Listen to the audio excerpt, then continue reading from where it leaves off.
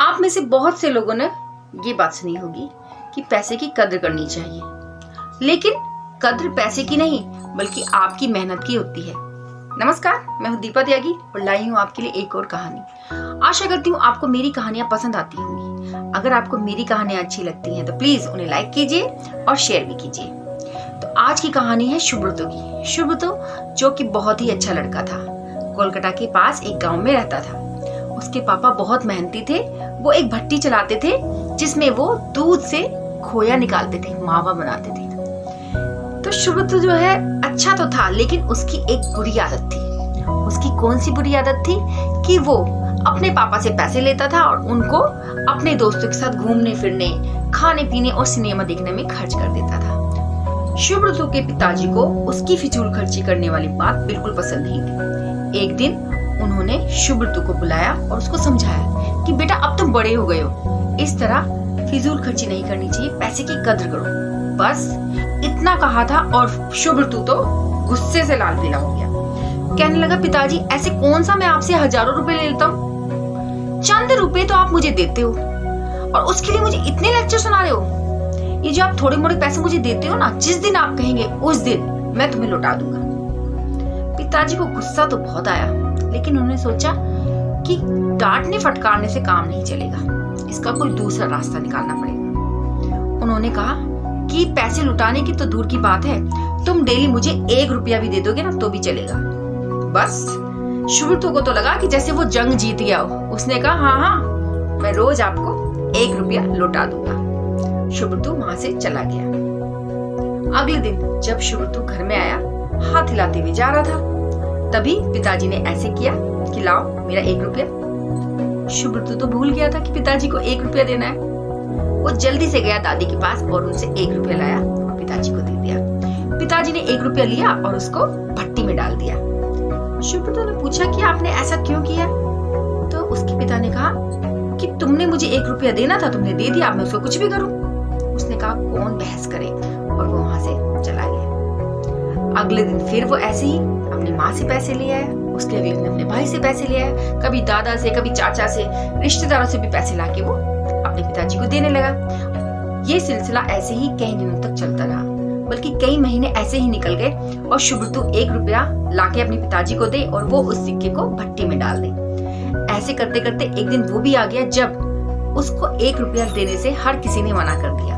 सबने कहा, भाई हमारे पास पैसे नहीं है और आप अपना इंतजाम अपने आप करो। अब शाम होने वाली थी तो सुब्रतो थोड़ा टेंशन में हो गया कि अगर पिताजी को 1 रुपया नहीं दिया तो बेइज्जती हो जाएगी, और वो अपने पिताजी के सामने अपनी बेइज्जती करवाना नहीं चाहता था। तो उसने सोचा कि चलो कहीं मार्केट में जाता हूँ और देखता हूँ कैसे इंतजाम करना है। वो जाता है, तो वो जब जाता है तो देखता है सड़क पर एक बूढ़ा व्यक्ति हाथ रिक्शा चला रहा था। हाथों से वो अपने मुसाफिर को रिक्शा में बैठाकर खींच रहा था। वो गया उस बूढ़े बाबा के पास, कहने लगा, बाबा मैं चला दूं आपका रिक्शा, आप उसके बदले ना मुझे 1 रुपया दे देना। वो जो बूढ़े बाबा थे वो बहुत थके हुए थे, इसलिए उन्होंने अपनी गाड़ी सुब्रतो को चलाने के लिए दे दी। सुब्रतो ने सोचा कि आसानी से चला लेगा, लेकिन ये क्या, उसके तो जैसे हाथ जलने लगे, पैर बिल्कुल जम से गए। इतना आसान नहीं था गाड़ी चलाना, लेकिन अगर पैसे कमाने थे तो मेहनत तो करनी थी। उसने मेहनत की और उसने वो गाड़ी चलाई और आखिर उसे 1 रुपया मिल गया। उसे इतनी खुशी हुई, बड़े गर्व से उसने वो पैसे लाकर अपने पिताजी के हाथ पे रख दिए। उसके पिताजी ने हमेशा की तरह उसको भट्टी में डालना चाहा, लेकिन सुब्रतो ने उनका हाथ पकड़ लिया। कहने लगा, पिताजी ये मेरी मेहनत की कमाई है, आप इसे ऐसे भट्टी में नहीं डाल सकते। सारा किस्सा उसने अपने पिताजी को सुना दिया। पिताजी ने कहा, देखा तुम्हें आज पता चला कि मेहनत की कमाई क्या होती है। रोज तुम्हारे सामने मैं सिक्का लेके भट्टी में डालता था और तुम्हें कोई फर्क नहीं पड़ता था, लेकिन क्योंकि ये आज तुम्हारी मेहनत की कमाई है तो तुम्हें कितना दुख हो रहा है। यही चीज मैं तुम्हें हमेशा से समझाना चाहता था कि पैसे की कद्र करो। अब ये बात सुब्रतो को समझ में आ गई थी। अक्सर हम सब इस बात से चिंतित रहते हैं कि हमारे बच्चे या हमारे भाई बहन हमारे पैसे की कद्र नहीं करते। वो कद्र हमारे पैसे की नहीं करेंगे, वो कद्र करेंगे मेहनत की। उन्हें मेहनत करने के लिए प्रेरित कीजिए। मेहनत करके कमाया हुआ थोड़ा सा भी धन उनको पता चलेगा कि इसमें कितनी मेहनत लगी है, और जब उन्हें मेहनत की कद्र होगी तो वो पैसे की भी कद्र करेंगे। फिर वो अपने ही मेहनत की नहीं बल्कि सभी के सभी की मेहनत की कदर करिए। तो हमेशा बच्चों को मेहनत करना सिखाइए।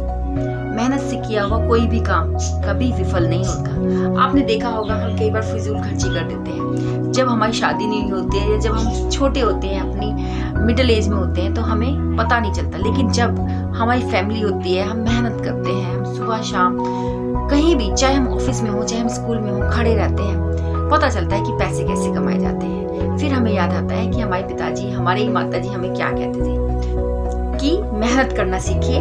मेहनत से कमाई हुआ, चाहे वो आपके मार्क्स हैं, चाहे वो आपकी स्टडी है, चाहे वो आपकी कोई डिग्री है, चाहे वो धन है, उस चीज के मायने बढ़ जाते हैं, क्योंकि उसमें आपने अपनी मेहनत लगाई होती है। लेकिन जब आप बिना मेहनत के कोई काम करते हैं, कुछ बच्चे ऐसे होते हैं कि मेहनत ही नहीं करते, वो सोचते हैं कि हम ऐसे ही पास हो जाएंगे और उनके मार्क्स कम आते हैं तो उनको कोई फर्क नहीं पड़ता। लेकिन जो बच्चा दिन रात पढ़ता है और उसका आधा नंबर भी कम हो जाता है तो उसको बहुत दर्द होता है कि मेरे मार्क्स कम हो गए, क्योंकि उसने बहुत मेहनत की थी। बाय चांस अगर उसका कुछ भी छूट जाए तो उसको बहुत दर्द होता है। ऐसे ही पैसे की भी ऐसी ही बात है। जब हम पैसे कमाते हैं या जब हम माँ बाप के पैसे खर्च करते हैं तो हमें क्या लगता है कि ये तो हमारे पेरेंट्स के हैं या ये हमारे भाई बहनों के हैं, तो पता नहीं चलता। लेकिन जब हम खुद कमाते हैं तब उसका दर्द पता चलता है कि वो हमने कितनी मेहनत से कमाए हैं।